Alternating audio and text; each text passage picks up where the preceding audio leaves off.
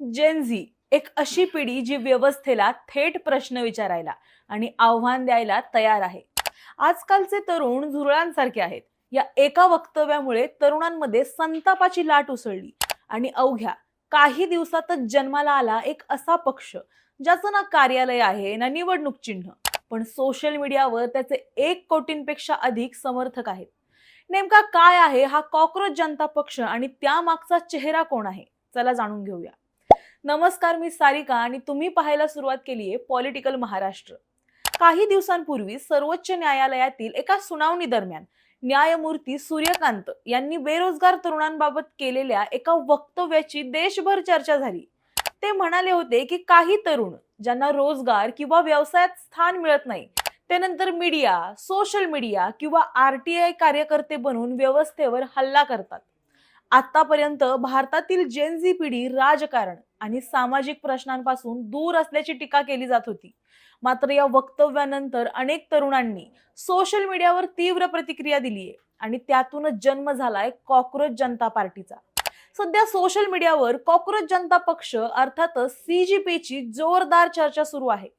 विशेष म्हणजे हा पक्ष निवडणूक आयोगाकडे नोंदणीकृत नसतानाही इंस्टाग्रामवर त्याचे 1 कोटींपेक्षा जास्त फॉलोअर्स झालेत. या पक्षाचं सदस्य होण्यासाठी सुद्धा अशाच काहीशा आगळ्या वेगळ्या अटी आहेत. सक्तीनं, आवडीनं किंवा तत्वतः बेरोजगार असणं, शारीरिक हालचालींच्या बाबतीत अत्यंत आळशी असणं, दिवसातील किमान 11 तास तरी ऑनलाईन राहण्याची सवय असणं आणि व्यवस्थेबद्दल मत मांडण्याची आणि संताप व्यक्त करण्याची क्षमता असणं. आता प्रश्न पडतो की या संकल्पनेमागे नेमकं कोण आहे? या पक्षाचा संस्थापक आहे संभाजीनगरचा अभिजित दिपके. पत्रकारितेचं शिक्षण घेतल्यानंतर त्यानं अमेरिकेतील बॉस्टन युनिव्हर्सिटीमध्ये जनसंपर्क विषयाचं शिक्षण घेतलं.